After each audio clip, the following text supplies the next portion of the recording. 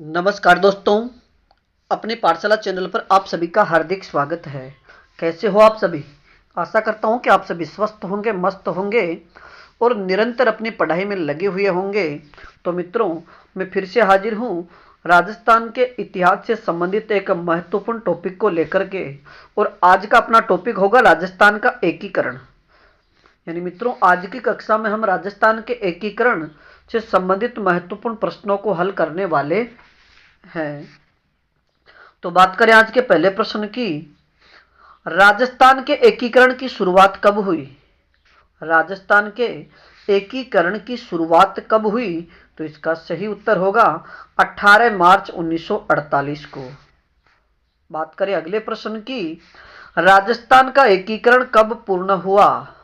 यानी जो राजस्थान का एकीकरण 18 मार्च 1948 से शुरू हुआ, तो वह कब पूर्ण हुआ?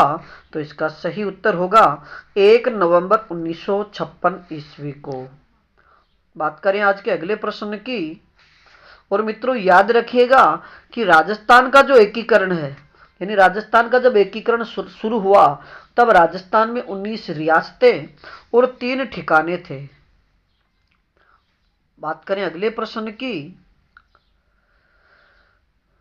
राजस्थान के एकीकरण में कुल समय कितना लगा? यानी राजस्थान के एकीकरण में कुल कितना समय लगा? तो इसका सही उत्तर होगा 8 वर्ष 7 माह और 14 दिन। यानी राजस्थान का एकीकरण जो 18 मार्च 1948 से शुरू हुआ और 1 नवंबर 1956 को जब पूर्ण हुआ, तब इसके निर्माण में कुल समय 8 वर्ष 7 माह और 14 दिन लग चुके थे।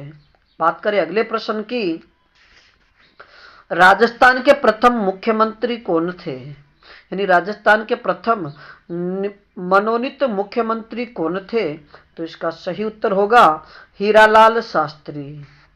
अगला प्रश्न, राजस्थान के प्रथम निर्वाचित मुख्यमंत्री कौन बने थे? राजस्थान के प्रथम निर्वाचित मुख्यमंत्री कौन बने थे? तो इसका सही उत्तर होगा टीकाराम पालीवाल। और मित्रों याद रखिएगा कि जब राजस्थान का एकीकरण शुरू हुआ था, उस समय हमारे यहाँ पर जो 19 रियासतें थी और 3 ठिकाने थे, उन ठिकानों में नीमराना, कुशलगढ़ और लावा, ये तो ठिकाने थे। और बात करें कि केंद्र शासित प्रदेश, तो एक केंद्र शासित प्रदेश था अजमेर मेरवाड़ा। और इन ठिकानों की बात करें कि तो नीमराना ठिकाना जो अलवर में था, यहाँ पर कछवा वंश का शासन था। और कुशलगढ़ की बात करें तो ये बांसवाड़ा में, यहाँ पर राठौड़ शासक या राठौड़ वंश का शासन था। और जो लावा ठिकाना है जो टोंक जिले में है, और जब विलय का बात करें तो ये उस समय जयपुर में था और नरुका वंश का शासन था, तथा ये सबसे छोटा ठिकाना था। बात करें आज के अगले प्रश्न की,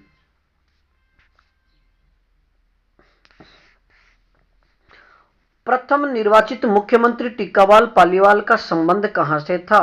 तो इसका सही उत्तर होगा दौसा से। अगला प्रश्न, राज्य के एकमात्र राज्य के एकमात्र आईसीएस अधिकारी मुख्यमंत्री कौन बने थे? यानी राजस्थान के एकमात्र आईसीएस अधिकारी जो मुख्यमंत्री बने, तो इसका सही उत्तर होगा सीएस वेंकटाचार्य। अगला प्रश्न, राज्य के निर्वाचित व मनोनीत मुख्यमंत्री कौन बने थे? यानी राजस्थान के निर्वाचित और मनोनीत मुख्यमंत्री कौन बने थे? तो इसका सही उत्तर होगा जयनारायण व्यास। बात करें अगले प्रश्न की, राजस्थान एकीकरण के प्रथम चरण का नाम क्या था?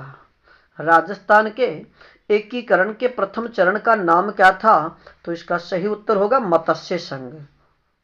अगला प्रश्न, मत्स्य संघ में शामिल रियासतें कौन थी?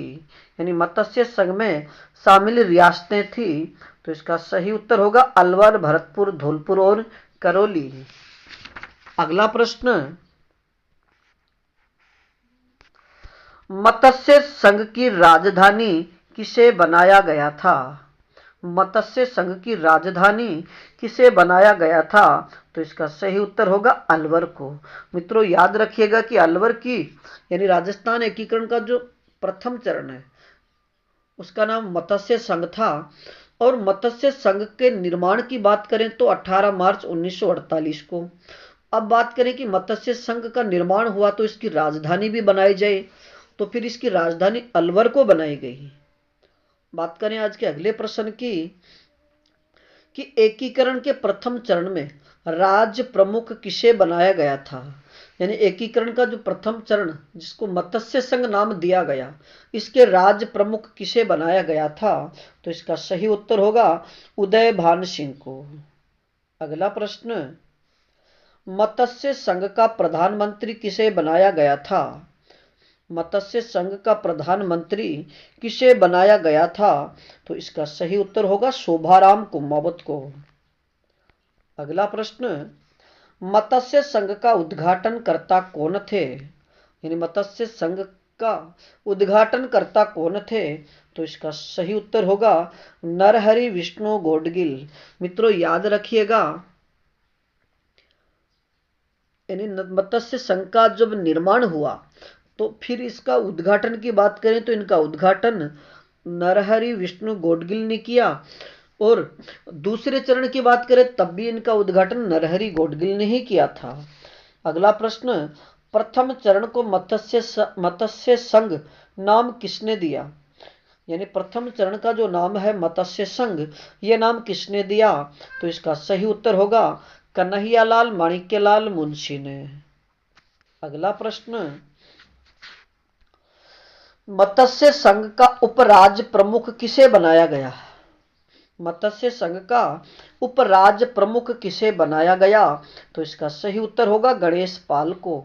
और मित्रों याद रखिएगा कि गणेश पाल का संबंध करौली रियासत से था। अगला प्रश्न, राजस्थान एकीकरण के द्वितीय चरण का नाम क्या था? राजस्थान एकीकरण के द्वितीय चरण का नाम क्या था? तो इसका सही उत्तर होगा राजस्थान संघ या पूर्व राजस्थान। एकीकरण के द्वितीय चरण की स्थापना कब हुई? यानी राजस्थान एकीकरण का जो दूसरा चरण था इसकी स्थापना कब हुई? तो इसका सही उत्तर होगा 25 मार्च 1948 को। मित्रों याद रखिएगा कि मत्स्य संघ और जो पूर्व राजस्थान संघ बनाया गया, इन दोनों के उद्घाटन या इनकी स्थापना में मात्र 7 दिन का समय बीच में है। यानी मत्स्य संघ के 7 दिन बाद में ही एकीकरण का दूसरा चरण बनाया गया था। अगला प्रश्न, द्वितीय चरण का निर्माण कब हुआ? यानी द्वितीय चरण का निर्माण कितनी रियासतों के मिलने से हुआ? तो इसका सही उत्तर होगा 9 रियासतें व एक ठिकाने को मिला करके। यानी पूर्व राजस्थान संघ का निर्माण जिसमें 9 तो रियासतें शामिल हुई और एक ठिकाना जो बांसवाड़ा ठिकाना, कुशलगढ़ जो ठिकाना था, और उस कुशलगढ़ ठिकाने को बांसवाड़ा में शामिल था, इसे भी द्वितीय चरण में ही शामिल कर लिया गया था। अगला प्रश्न, द्वितीय चरण का राज्य प्रमुख किसे बनाया गया? द्वितीय चरण का जो राज्य प्रमुख है वो किसे बनाया गया? तो इसका सही उत्तर होगा महाराव भीम सिंह को। अगला प्रश्न, द्वितीय चरण का उपराज्य प्रमुख किसे बनाया गया? द्वितीय चरण का उपराज्य प्रमुख किसे बनाया गया? तो इसका सही उत्तर होगा बहादुर सिंह को। अगला प्रश्न, द्वितीय चरण की राजधानी किसे बनाया गई? यानी द्वितीय चरण की राजधानी किसे बनाया गया? तो इसका सही उत्तर होगा कोटा रियासत को। अगला प्रश्न, द्वितीय चरण के प्रधानमंत्री कौन थे? यानी द्वितीय चरण था तो इसके प्रधानमंत्री कौन थे? तो इसका सही उत्तर होगा गोकुललाल आसावा। मित्रों याद रखिएगा कि मत्स्य संघ के प्रधानमंत्री शोभाराम कुमावत और दूसरा जो चरण है पूर्व राजस्थान संघ, इसके प्रधानमंत्री गोकुललाल आसावा को बनाया गया था। अगला प्रश्न, एकीकरण के तीसरे चरण का नाम क्या था? यानी राजस्थान के एकीकरण का जो तीसरा चरण था उसका क्या नाम रखा गया? तो इसका सही उत्तर होगा संयुक्त राजस्थान। अगला प्रश्न, संयुक्त राजस्थान की स्थापना कब की गई?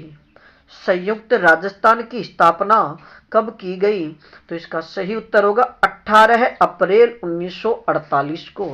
मित्रों याद रखिएगा कि मत्स्य संघ के ठीक एक माह बाद राजस्थान का जो तीसरा चरण है, यानी राजस्थान एकीकरण का जो तीसरा चरण है संयुक्त राजस्थान, उसका गठन किया गया। अगला प्रश्न, संयुक्त राजस्थान का निर्माण किया गया, यानी संयुक्त जो राजस्थान बनाया गया उसमें कितनी रियासतों ने या किन किन रियासतों को मिलाकर के बनाया गया था? तो इसका सही उत्तर होगा, यानी तीसरा चरण ये राजस्थान संघ यानी जो दूसरा चरण था उसमें उदयपुर को मिलाकर के तीसरे चरण का निर्माण किया गया। और मित्रों याद रखिएगा कि पूर्व राजस्थान संघ में किस रियासत को मिलाने से तृतीय चरण का निर्माण हुआ या राजस्थान संयुक्त राजस्थान संघ का निर्माण हुआ? तो फिर इसका सही उत्तर होगा उदयपुर रियासत, यानी इसमें केवल एक ही रियासत को शामिल किया गया था। अगला प्रश्न, तृतीय चरण के राज्य प्रमुख कौन बनाए गए? यानी संयुक्त राजस्थान के राज्य प्रमुख किसे बनाया गया था? तो इसका सही उत्तर होगा महाराणा भूपाल सिंह। और मित्रों याद रखिएगा कि महाराणा भूपाल सिंह का संबंध उदयपुर यानी मेवाड़ रियासत से था। अगला प्रश्न, संयुक्त राजस्थान के उपराज्य प्रमुख किसे बनाया गया? जब यानी राजस्थान संघ को इसमें मिलाया गया तो राजस्थान संघ में जिन व्यक्तियों को राज्य प्रमुख बनाया गया था तो उन्हें भी प्रश्न रखने के लिए फिर इनमें उपराज्य प्रमुख का पद भी सर्जित किया गया। तो संयुक्त राजस्थान के उपराज्य प्रमुख किसे बनाया गया? तो इसका सही उत्तर होगा कोटा के भीम सिंह को। मित्रों याद रखिएगा जो कोटा के भीम सिंह थे ये द्वितीय चरण में राज्य प्रमुख थे और तृतीय चरण में इन्हें उपराज्य प्रमुख बनाया गया था। अगला प्रश्न, तृतीय चरण के प्रधानमंत्री किसे बनाया गया? कि राजस्थान एकीकरण का जो तीसरा चरण था इसके प्रधानमंत्री किसे बनाया गया था? तो इसका सही उत्तर होगा माणिक्यलाल वर्मा को। अगला प्रश्न, संयुक्त राजस्थान के उपराज्य प्रमुख किसे बनाया गया? संयुक्त राजस्थान के उपराज्य प्रमुख किसे बनाया गया? तो इसका सही उत्तर होगा गोकुललाल असावा को। अगला प्रश्न, तृतीय चरण की राजधानी किसे बनाया गया?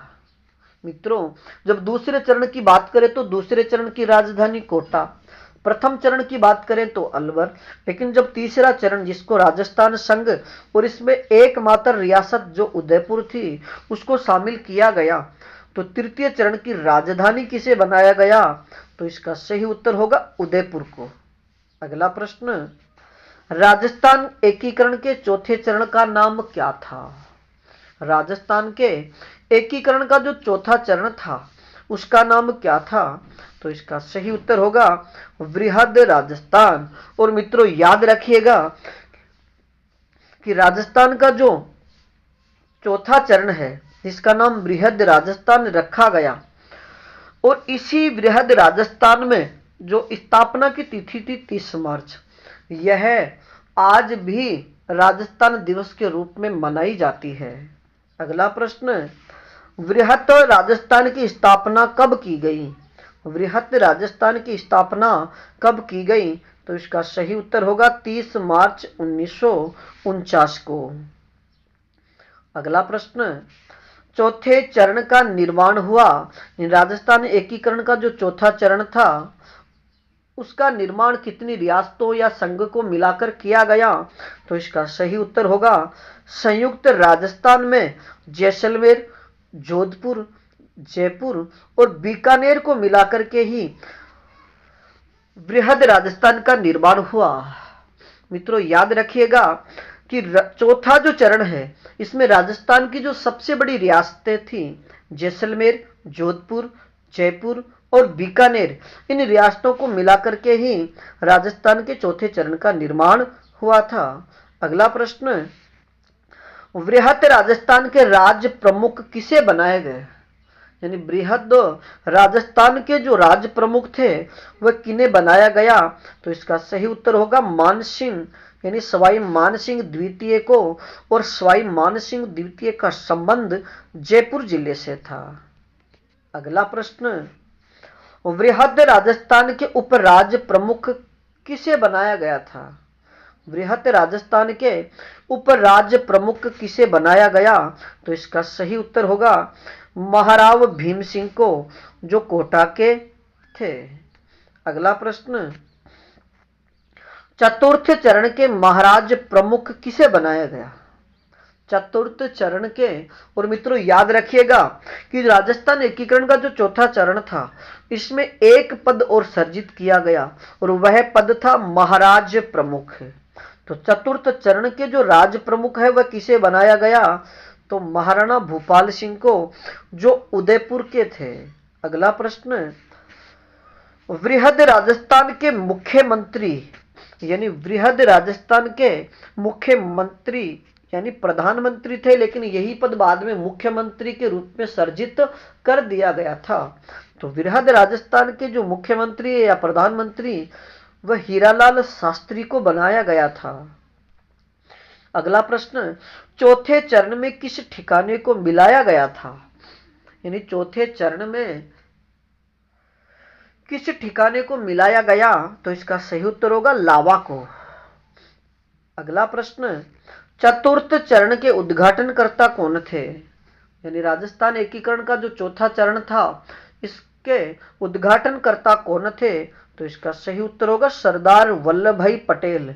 मित्रों याद रखिएगा, प्रथम चरण का उद्घाटन एनवी गोडगिल ने किया, दूसरे चरण का उद्घाटन भी एनवी गोडगिल ने किया और तीसरे चरण का जो उद्घाटन है पंडित जवाहरलाल नेहरू ने, और चौथे चरण का जो उद्घाटन है वो सरदार वल्लभ भाई पटेल ने किया था। और मित्रों याद रखिएगा कि जब चौथे चरण का निर्माण हुआ तब इसी समय राजधानी जयपुर बनाई गई, और अगर हाईकोर्ट की स्थापना भी राजस्थान के चौथे चरण में ही की गई थी, और राजस्थान ये हाईकोर्ट तो जोधपुर में बनाया गया, और शिक्षा विभाग की स्थापना भी इसी ही चरण में की गई। और राजस्थान के ये एकीकरण का जो चौथा चरण है इसमें शिक्षा विभाग ये बीकानेर में बनाया गया, खनिज विभाग की बात करें तो उदयपुर में, और कृषि विभाग की बात करें तो भरतपुर में। अब बात करें आज के अगले प्रश्न की।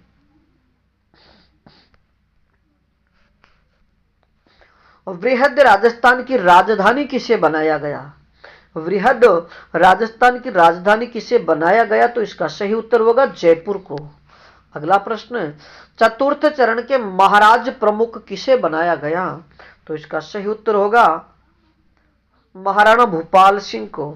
मित्रों ये वाला तथ्य तो हमने पहले पढ़ लिए थे। बात करें आज के अगले प्रश्न की, पांचवें चरण के प्रधानमंत्री किसे बनाया गया था? यानी जो पांचवा चरण है इसके प्रधानमंत्री किसे बनाया गया था? तो इसका सही उत्तर होगा हीरालाल शास्त्री को। अगला प्रश्न, पांचवें चरण के राजस्व मंत्री कौन थे? तो इसका सही उत्तर होगा शोभाराम कुंभावत। और मित्रों याद रखिएगा कि जो पांचवा चरण है इसका निर्माण 15 मई 1949 को हुआ। यानी पांचवें चरण का निर्माण 15 मई 1949 को हुआ था। बात करें एकीकरण का जो छठवां चरण है इसे क्या नाम दिया गया? एकीकरण के छठवें चरण को क्या नाम दिया गया था? तो इसका सही उत्तर होगा राजस्थान संघ। अगला प्रश्न, छठवें चरण यानी एकीकरण का जो छठा चरण है इसे राजस्थान संघ नाम दिया गया, और छठवें चरण की स्थापना की बात करें तो 26 जनवरी 1950 है। अगला प्रश्न, छठवें चरण का निर्माण कितनी रियासतों को मिलाकर के किया गया था? तो इसका सही उत्तर होगा संयुक्त वृहद राजस्थान में सिरोही को मिला करके। और पांचवें चरण की बात करें तो वृहद राजस्थान में मत्स्य संघ यानी जो राजस्थान एकीकरण का प्रथम चरण है उसको पांचवें चरण में शामिल किया गया था। अगला प्रश्न, किस चरण में राज्य का नाम विधिवत राजस्थान दिया गया? यानी वह कौन सा चरण है जिसमें राज्य का नाम विधिवत रूप से राजस्थान दिया गया? तो इसका सही उत्तर होगा छठे चरण में। अगला प्रश्न, छठवें चरण में सिरोही का कौन सा हिस्सा छोड़ दिया गया था? यानी छठवें चरण में सिरोही रियासत का कौन सा हिस्सा एकीकरण में शामिल नहीं किया गया था? तो इसका सही उत्तर होगा आबू और देलवाड़ा। यानी आबू और देलवाड़ा को छोड़कर के संपूर्ण सिरोही रियासत को राजस्थान के एकीकरण का जो छठवां चरण है इसमें शामिल कर लिया गया था। अगला प्रश्न, एकीकरण के अंतिम चरण को क्या नाम दिया गया? यानी राजस्थान एकीकरण का जो अंतिम चरण यानी सातवां चरण है इसमें इसे क्या नाम दिया गया? तो इसका सही उत्तर होगा राजस्थान। अगला प्रश्न, सप्तम चरण की स्थापना कब हुई? यानी राजस्थान एकीकरण का जो सातवां चरण है इसकी स्थापना कब हुई? तो इसका सही उत्तर होगा 1 नवंबर 1956 को। अगला प्रश्न, सप्तम चरण का निर्माण कब हुआ?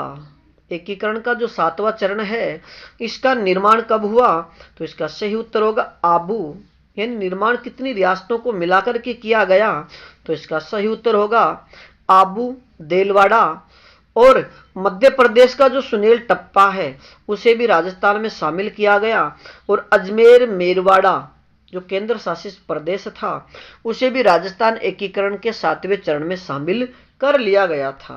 बात करें अगले प्रश्न की, सुनील टप्पा की जगह राजस्थान का कौन सा हिस्सा मध्य प्रदेश में मिलाया गया था? मित्रों याद रखिएगा कि जब राजस्थान का एकीकरण 1 नवंबर 1956 को पूर्ण हुआ उस समय मध्य प्रदेश का जो सुनील टप्पा है वह राजस्थान में शामिल किया गया, लेकिन राजस्थान में शामिल करने के समय राजस्थान का भी एक क्षेत्र जो मध्य प्रदेश में मिलाया गया था उसका नाम है सिरोंज। अगला प्रश्न, राज्य पुनर्गठन आयोग की स्थापना कब की गई? राज्य पुनर्गठन आयोग की स्थापना कब की गई? तो इसका सही उत्तर होगा 1953 ईस्वी में। अगला प्रश्न, राज्य पुनर्गठन आयोग के अध्यक्ष कौन थे? राज्य पुनर्गठन आयोग के अध्यक्ष कौन थे? तो इसका सही उत्तर होगा फजल अली। और मित्रों बात करें आज की श्रृंखला के अंतिम प्रश्न की, यानी आज की अपनी जो श्रृंखला है एकीकरण से संबंधित महत्वपूर्ण तथ्यों की, तो इसके जो अंतिम चरण है यानी अंतिम चरण की बात हमने कर ली। अब बात करें इसके अंतिम प्रश्न की, राज्य पुनर्गठन आयोग के सदस्य कौन थे? तो इसका सही उत्तर होगा के.एम. पणिकर और हृदयनाथ कुंजरू। मित्रों याद रखिएगा, अध्यक्ष की बात करें तो फजल अली और सदस्य की बात करें तो के.एम. पणिकर और हृदयनाथ कुंजरू। मित्रों याद रखिएगा कि राजस्थान एकीकरण के समय सबसे बड़ी रियासत की बात करें तो मेवाड़ रियासत, सबसे नवीन रियासत की बात करें तो झालावाड़ जो अंग्रेजों द्वारा 1838 में बनाई गई थी, और सबसे बड़ी रियासत अगर क्षेत्रफल के हिसाब से देखें तो मारवाड़ रियासत, और क्षेत्रफल की दृष्टि से अगर देखा जाए तो राजस्थान की सबसे छोटी रियासत शाहपुरा थी, और एकमात्र मुस्लिम रियासत की बात करें तो वो टोंक थी। लेकिन मित्रों याद रखिएगा कि भारत की आजादी के दिन काली पगड़ी पहन करके विरोध प्रकट करने वाले शासक जोधपुर के हनुमंत सिंह थे जो पाकिस्तान में शामिल होना चाहते थे। तो मित्रों आज के लिए इतना ही, बाकी फिर मिलेंगे एक नए टॉपिक के साथ। तब तक आप अपने अध्ययन में जुटे रहिएगा, और इस श्रृंखला में अगर किसी प्रकार की कोई त्रुटि हो तो आप हमें कमेंट्स में जरूर बताइएगा। धन्यवाद।